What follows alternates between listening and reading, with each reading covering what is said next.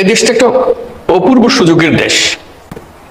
আমরা উত্তরাধিকার সূত্রে পেয়েছি। অসংখ্য মানুষ, 17 কোটি মানুষের দেশ, এত ছোট্ট একটা জায়গার মধ্যে, এবং তার মধ্যে বেশিরভাগ হলো টাটকা তাজা তরুণ।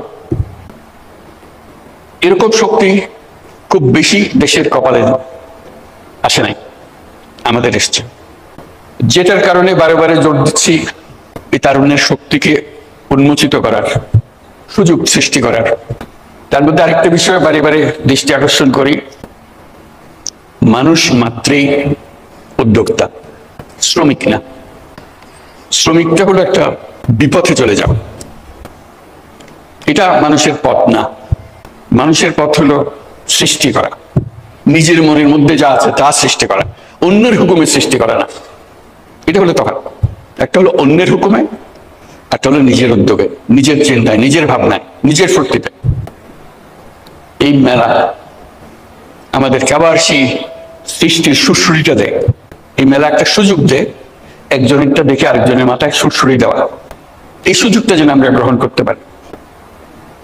আমার মনে মনে যে মেলার ছক, সেটা হলো এগুলো তো থাকবেই, তার সঙ্গে আরো অনেক জিনিস থাকতে পারে। এটা এক্ষুনি করতে হবে তা না, তো চিন্তাটা আমরা করতে পারি। তরুণদের একাংশ বাণিজ্য মেলাতে, ওই এটা তাদেরই অংশ। এখানে 25 বছরের পরে নিচে হইতে হবে এরকম কিছু একটা শর্ত দিয়ে দেওয়া। যারা 25 বছরের নিচে তারা এখানে আসে, এখানে তারা দেখাতে পারবে তাদের কি করে তারা।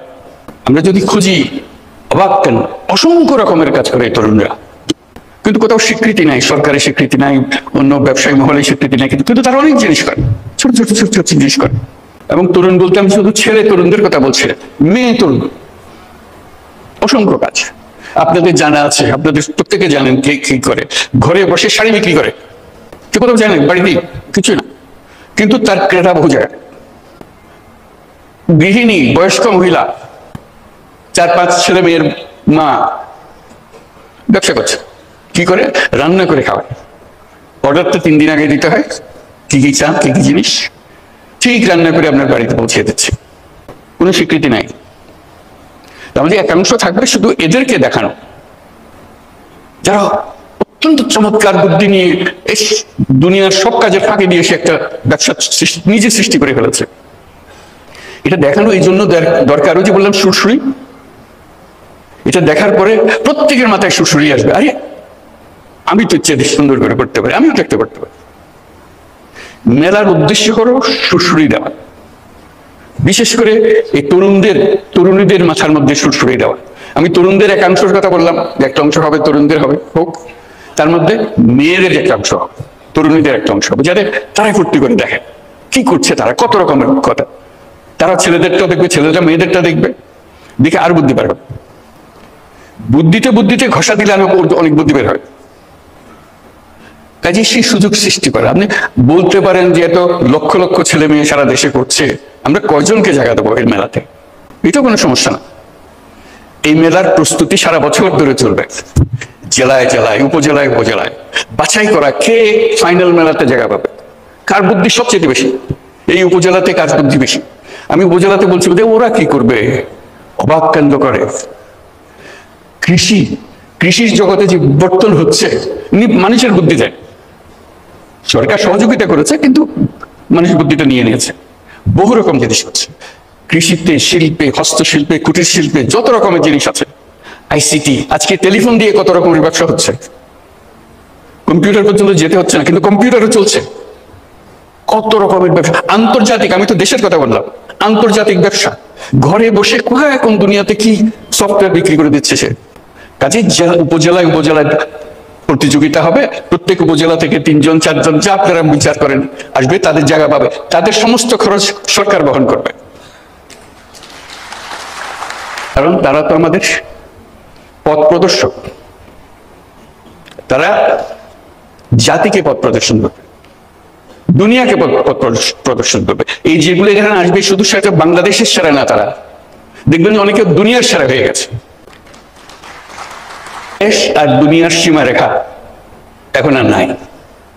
আমরা যে পর্যায়ে তরুণরা আমাদেরকে যে পর্যায়ে নিয়ে এসছে, আমরা একাকার হয়ে গেছে, আমরা ওই সীমাতে চলে গেছি। কাজে সেই সীমাতে আমাদেরকে সেই তরুণরা তখন এটা আন্তর্জাতিক হবে, আন্তর্জাতিক তরুণরা দেখতে আসবে বাংলাদেশের তরুণরা কি করছে, বাংলাদেশের তরুণরা কি করছে, বুদ্ধি নিতে আসবে, শিখতে আসবে, উৎসাহ নিতে আসবে, জয়েন্ট ভেঞ্চার করতে আসবে। আজকে যে ঘরে বসে করছে সেটা দেখে দেখা যাবে যে আন্তর্জাতিক ব্যবসাতে পরিণত হয়েছে। এটার কোনো তফাৎ নেই, ঘরে বসা কাজ আন্তর্জাতিক কাজ কোনো তফাৎ নেই, শুধু আকারে বড়, বুদ্ধি ছোট বুদ্ধি। একবার যদি বুদ্ধিটা খেটে যায় তাহলে এটা সারা দুনিয়ার জন্য খেটে গেল। উবার ধরেন একটা বুদ্ধি, এটার জন্য দুনিয়া লাগে না তো, একজন হলে হয়ে যায়, কিন্তু যেই একজনে কাজ করেছে এটা সারা দুনিয়াতে কাজে লেগে গেছে, বিরাট কোম্পানি হয়ে গেছেন। কাজে এই যে কাজটা করছে সে ছোট্ট একটা জায়গায়, আপনি তার ছোট ছোট জায়গা বন্টন করে দেন, সে শুধু দেখাবে, বোঝাবে কি, কত বিনিয়োগকারী আসবে তার কাছে, বল চলেন আমরা সঙ্গে ব্যবসা করি। এই তো মেলার উদ্দেশ্য, যোগাযোগটা করে দেওয়া, খাপে খাপে মিলিয়ে দেওয়া। তা আমরা সেরকম ভাবে তরুণ তরুণীদের করতে পারি, বয়স্কদের করতে পারি, যারা আমরা বলি রিটায়ার্ড, একটা শব্দ বলি, আমি যে রিটায়ার্ড বলে কোনো শব্দ নাই, পুরো শব্দটাকে আমরা রিটায়ারমেন্টে পাঠিয়ে দিলে ভালো হয়। একজন মানুষ কখনো রিটায়ার করতে পারে না, সে মৃত্যু পর্যন্ত সচল সজাগ কর্মঠ, তার আগে সে থামে না। কিন্তু আমরা একটা বয়স নির্ধারণ করেছি, এত বছর হলে তুমি রিটায়ার্ড, তারপর আমি আমার কাজের নাম তো রিটায়ার হয়ে গেছে, জোর করে মানুষ একটাকে অচল করে দিল, ব্যাকরণ করে দিল, শব্দ একটা আবিষ্কার করে, এই শব্দটাকে ডিকশনারি থেকে বের করে দিতে হবে।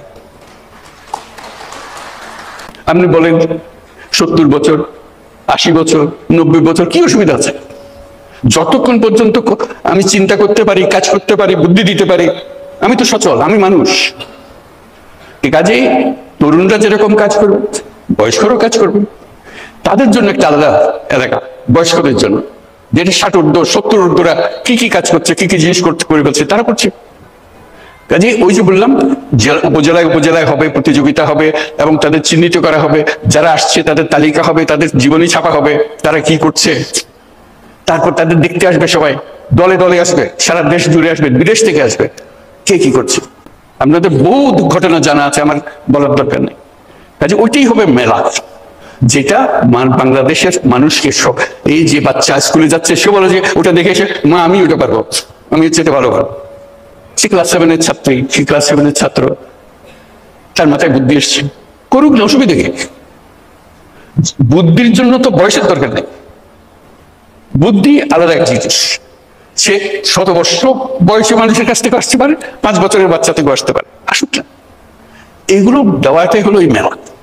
কাজে আমরা এই মেলা আজকে আমরা দেখবো, মেলা আমাদের উৎসাহিত করবে, কিন্তু ভবিষ্যতের মেলা সারা দেশ জুড়ে হবে, বুঝতে আসবে, শিখতে আসবে, বিনিয়োগ করতে আসবে। বিনিয়োগ এখানে যারা দেখতে আসবে তাদের অর্ধেকাংশ হলো যারা বিনিয়োগ করতে চায়, সঙ্গী খুঁজতেছে, কোন ব্যবসাটা সে ধরবে, কোন ব্যবসাটাকে নিয়ে সে এগিয়ে যাবে। বুদ্ধিটা তো বিরাট সম্পদ, টাকার চাইতে অনেক বড় জিনিস। টাকা তো বুদ্ধির পিছিয়ে পিছিয়ে দৌড়বে। আমরা এখন বলছি টাকা নেই, টাকা নেই, টাকা নেই তো বিষয় না, বুদ্ধি নেই, বুদ্ধি নেই বলতে পারেন, কেন বুদ্ধি থাকবে না? আমাদের বুদ্ধি থাকলেই টাকা।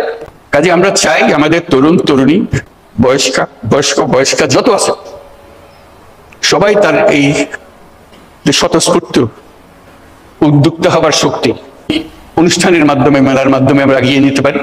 সেগুলো পরবর্তীতে স্কুলে কলেজে পাঠ্য হবে, কে কি করেছে, কি ওদেরকে উদ্বুদ্ধ করার জন্য, তারা তাতেও সেটা করে।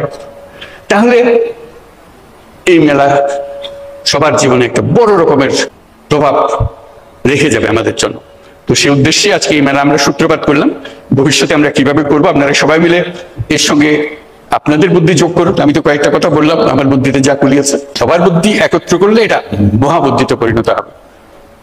আমাদের দেশ, আমাদের মানুষই তো দেশ, দেশ বলে তার কিছু নাই, মানুষ, আমাদের মানুষ তার নিজের দেশ নিজে সৃষ্টি করবে, উৎসাহ করে।